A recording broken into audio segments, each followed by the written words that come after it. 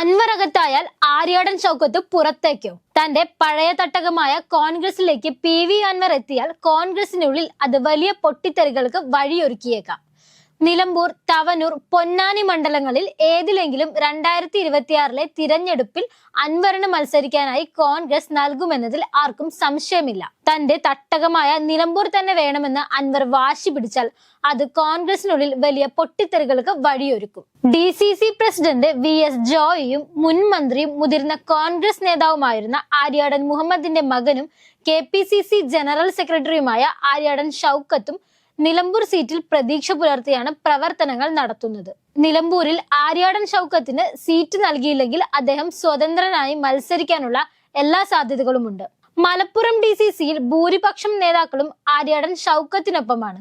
ഷൗക്കത്ത് കോൺഗ്രസുമായി ഇടഞ്ഞാൽ അത് പാർട്ടിക്ക് ഉണ്ടാക്കുന്ന ക്ഷീണം സംബന്ധിച്ച് നേതാക്കൾക്ക് ആശങ്കയുണ്ട്. ഇടതുപക്ഷ പിന്തുണയോടെ നിലമ്പൂരിൽ മത്സരിച്ച് വിജയിച്ച ഒരു ചരിത്രം ആര്യാടൻ മുഹമ്മദിന് ഉള്ളതിനാൽ തന്നെ സീറ്റ് നിഷേധിച്ചാൽ ആ വഴിക്ക് മകൻ ആര്യാടൻ ഷൗക്കത്തും പോകുമെന്ന ചിന്ത ചിലർക്കെങ്കിലും ഉണ്ട്. ആര്യാടൻ ഷൗക്കത്ത് കോൺഗ്രസ് വിട്ടാലും അത് ഇടതുപക്ഷത്തിനാണ് ഫലത്തിൽ ഗുണം ചെയ്യുക.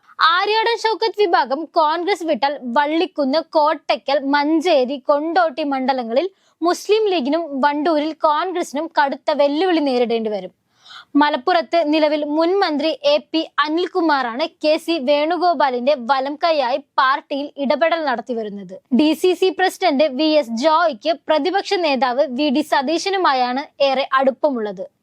ജോയിയും അനിൽകുമാറും മലപ്പുറത്തെ കോൺഗ്രസിനെ കൈപ്പിടിയിൽ ഒതുക്കാൻ ശ്രമിക്കുമ്പോൾ വിമതസ്വരം ഉയർത്തുന്നത് ആര്യാടൻ ഷൗക്കത്ത് മാത്രമാണ്. ഏറെക്കാലമായി മലപ്പുറത്ത് ചേരിതിരിഞ്ഞുള്ള തർക്കങ്ങളും വിഭാഗീയതയും കോൺഗ്രസിനുള്ളിൽ ശക്തമാണ്. അൻവറിനെ അവതരിപ്പിക്കുമ്പോൾ അതിന്റെ ഒട്ടേറെ ഗുണങ്ങൾ കോൺഗ്രസ് കാണുന്നുണ്ടെങ്കിലും അത്ര കണ്ട് പ്രത്യാഘാതങ്ങളും പാർട്ടി പ്രതീക്ഷിക്കുന്നുണ്ട്. അൻവർ കോൺഗ്രസിനുള്ളിൽ നിൽക്കുന്ന കാലത്ത് കടുത്ത I ഗ്രൂപ്പുകാരനായിരുന്നു.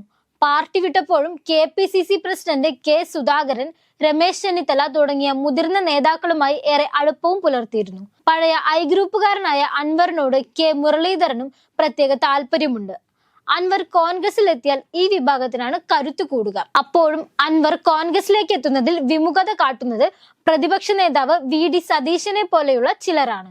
സതീശന്റെ വിമുഖതയും ഇപ്പോൾ അദ്ദേഹത്തിന് കോൺഗ്രസിലുള്ള സ്വാധീനവും അത്ര കണ്ട് ചെറുതുമല്ല.